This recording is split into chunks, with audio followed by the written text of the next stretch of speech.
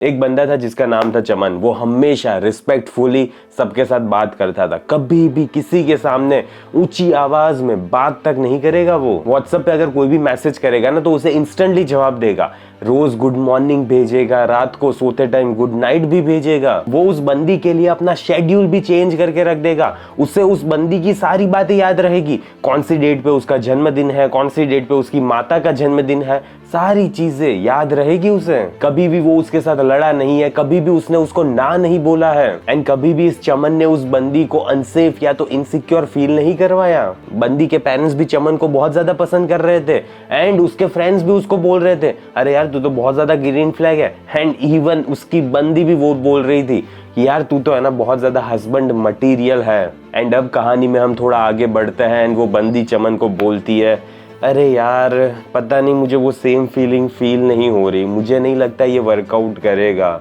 तो फिर मैं यहाँ से जा रही हूँ। एंड एक हफ्ते बाद ही वो किसी और बंदे के साथ इमोशनली इन्वॉल्व हो चुकी थी। एंड ये ऐसा बंदा था जो डिसअपियर भी हो जाता था उसकी लाइफ में से, एंड उसे एंगर इश्यूज भी थे। वो अनप्रिडिक्टेबल था, वो बंदा उसको रुलाता भी था, एंड उसको अच्छे से ट्रीट भी नहीं करता था। एंड चमन मन ही मन बहुत ज्यादा टूटा जा रहा था कि आखिरकार मैंने तो ऐसा तो क्या गलत किया कि आखिरकार वो बंदी मेरी लाइफ में नहीं रहना चाहती, ऐसे बंदे के साथ रहना चाहती है।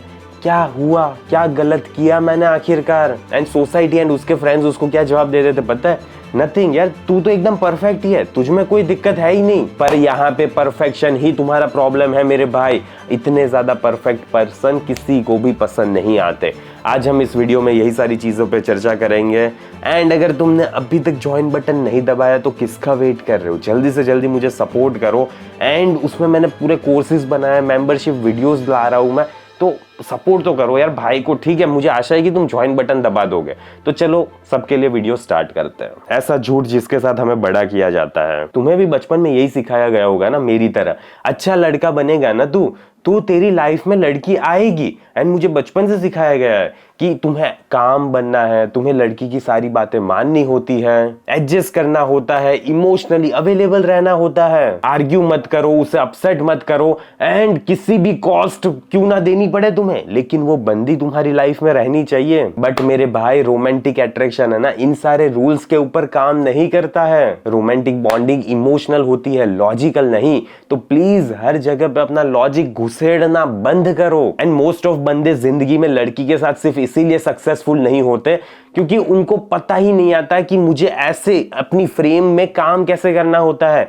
एंड ये सारी चीजें मुझे ध्यान नहीं देनी होती यार, इतना परफेक्ट बनने पे ध्यान नहीं देना है, इतना प्रिडिक्टेबल नहीं बनना है। एंड वो लड़की तुम्हारी लाइफ में से इसीलिए नहीं जाती क्योंकि तुम एक खराब पर्सन हो, बल्कि इसीलिए चली जाती है क्योंकि तुम बहुत ज्यादा ही सेफ हो। इस हमेशा अट्रैक्शन को किल करके रख देगा। मुझे पता है तुम्हें लग रहा है कि तुम लड़की को जितना ज्यादा खुश करोगे ना उतनी ज्यादा वो लड़की तुम्हारी लाइफ में आने की कोशिश करेगी, लेकिन ऐसा नहीं होता मेरे भाई। हैप्पीनेस का कुछ भी लेना देना नहीं है। यहाँ पे एक और चीज होती है, इमोशनल इंटेंसिटी।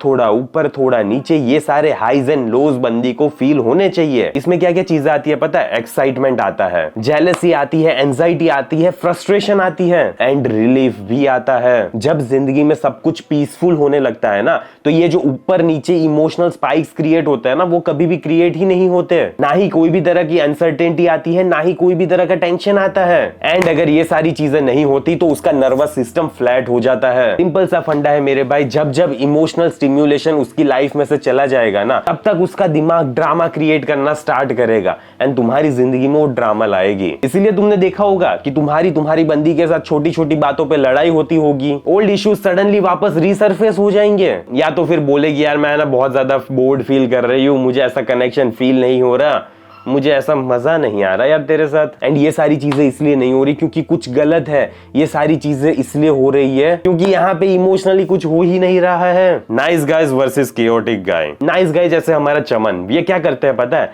हमेशा अवेलेबल रहेंगे, हमेशा अपना टाइम को एडजस्ट करेंगे, फिर भी बंदी से मिलने जाएंगे। वो कॉन्स्टेंट रीअश्योरेंसेस देते रहेंगे, तुम ही मेरी दुनिया हो। गजब गजब चूतियाप्पा है। No boundaries, no unpredictability. लेकिन यहाँ पे फिर आते हैं हमारे केओटिक गाय, जो अपनी लाइफ अपने रूल्स के हिसाब से जीते हैं, कभी कभी अनअवेलेबल हो जाएंगे, कभी भी ओवर एक्सप्लेन नहीं करेंगे, सारी चीजें फिक्स करने की कोशिश नहीं करेंगे, एंड इसीलिए ये जो इमोशनली अप एंड डाउन हो रहा है ना, वो ऑटोमेटिकली क्रिएट हो जाएगा। मैं ये नहीं बोल रहा कि केओटिक गाय बन जाओ एंड ये मोरली करना सही है, मैं तुम्हें ये बोल रहा हूं कि वो जो केओटिक बंदा है ना, वही इमोशंस जगा पा रहा है। क्यों पता है? क्योंकि वो एक तरह का है ना इम्पैक्ट क्रिएट कर पा रहा है।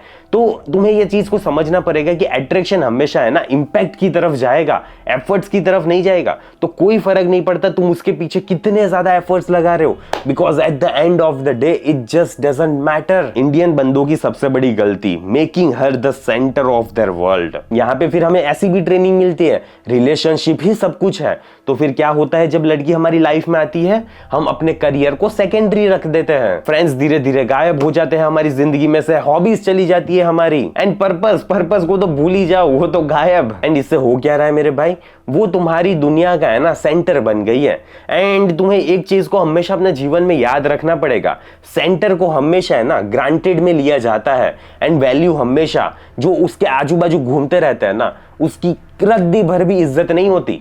तो प्लीज मेरे भाई उसके आगे पीछे भागना घूमना बंद करो। जब तक तुम्हारी जिंदगी में यही मेन मकसद होगा ना कि मुझे उस बंदी का अटेंशन कैसे ना कैसे करके चाहिए, तो मेरे भाई तुम्हारे अटेंशन की है ना कोई भी औकात नहीं रहने वाली, बिकॉज तुम्हारा अटेंशन यहाँ पे बहुत ज्यादा चीप हो गया है। क्यों? वो कभी भी तुम्हारे साथ लड़ाई करना स्टार्ट कर देती है, एंड फॉर नो रीजन। हर बंदे ने अपनी लाइफ में ये एक्सपीरियंस किया होगा, सब कुछ ठीक चल रहा है, कोई भसड़ नहीं है, no drama, no nothing, life chill चल रही है, लेकिन सडनली वो किसी और पुरानी चीज के बारे में अपसेट हो गई, या तो फिर तुम्हारी टोन के बारे में गुस्सा हो गई, या तो फिर कुछ हाइपोथेटिकल सिनेरियोस के बारे में इमोशनल हो गई बंदी। और तुम यहाँ पे सोचोगी साला ये सब कहां से आ रहा है, मुझे समझ नहीं आ रहा, अब तक सब कुछ सही चल रहा था, अचानक क्या हो जाता है इसे, कौन सा कीड़ा काट लेता है, मुझे पता नहीं चल रहा है यार। आंसर इसका क्या है पता है मेरे भाई? Emotional starvation. बंदी को है ना इमोशनली तुमने कुछ भी फीड नहीं किया है, एंड अब वो भूखी है, कुछ उथल पुथल हो इमोशंस की उसके। जब भी तुम एक्सटर्नली ये सारी चीजें प्रोवाइड नहीं करते ना, तो इंटरनली उसको ये सारी चीजें चाहिए होती है, उसे कुछ भी करके चाहिए कि कुछ ना कुछ मजा आए जिंदगी में, थोड़ा एंटरटेनमेंट रहे। ये क्लियर सी चीज समझ लो कि बंदी को पीस नहीं चाहिए होता है, बंदी को है ना कुछ चीज चाहिए होती है जिसको वो फील कर सके। ये अब्यूज या तो फिर टॉक्सिसिटी के बारे में नहीं है। इंपॉर्टेंट डिस्क्लेमर, मैं यहाँ पे कोई भी तरह का मैनिपुलेशन, घोस्टिंग, गैसलाइटिंग या तो फिर इमोशनल अब्यूज के बारे में बात नहीं कर रहा हूं। बात कर रहा हूं मेरे भाई अनप्रिडिक्टेबिलिटी के बारे में, बाउंड्रीज के बारे में, इमोशनल डेप्थ के बारे में, एंड कॉन्फ्लिक्ट। जब वो जरूरत हो तब कॉन्फ्लिक्ट भी लाना पड़ेगा तुम्हें, एंड ये सारी चीजें अपने आप तुम्हारी लाइफ में क्रिएट हो सकती है अगर तुम्हें पता है कि तुम्हारी फ्रेम को मास्टर कैसे करना है, मैस्कुलिन बंदा कैसे बनना है तुम्हें। एंड इसके ऊपर है ना मैंने पूरा 3.5 घंटे का डेडिकेटेड वीडियो कोर्स बनाया हुआ है,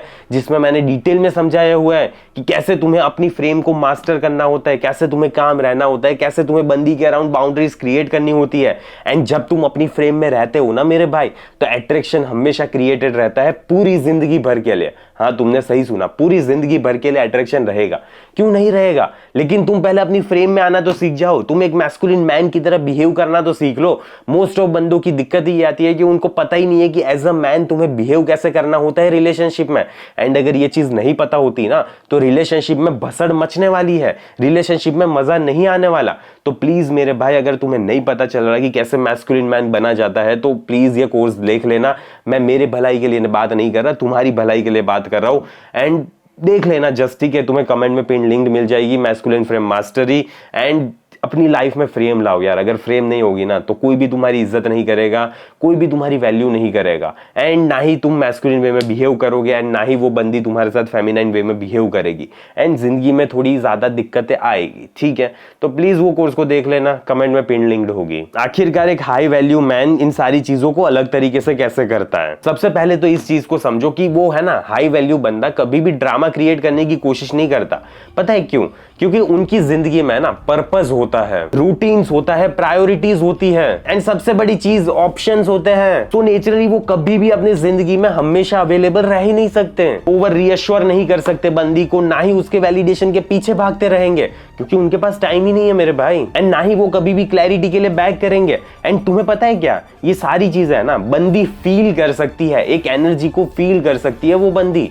एंड ये फील हो जाती है, हाई वैल्यू एनर्जी उसको फील हो जाती है। प्रैक्टिकल शिफ्ट्स की बात कर लेते हैं जो तुम्हें तुम्हारे जीवन में अपनाने चाहिए। सबसे पहली चीज, स्टॉप इंस्टेंट अवेलेबिलिटी मेरे भाई, ठीक है। अगर तुम अवेलेबल हो तो मैसेज करो, फ्री हो तो करो, नहीं हो तो मैसेज मत करो। सेकंड चीज आ जाती है रिड्यूस कांस्टेंट रीअश्योरेंस। बार बार तुम्हें रीअश्योर करने की जरूरत नहीं होती बंदी को, कभी कभी है ना साइलेंस को उसका काम करने दो। थर्ड चीज आ जाती है मेरे भाई अलाउ डिसएग्रीमेंट्स।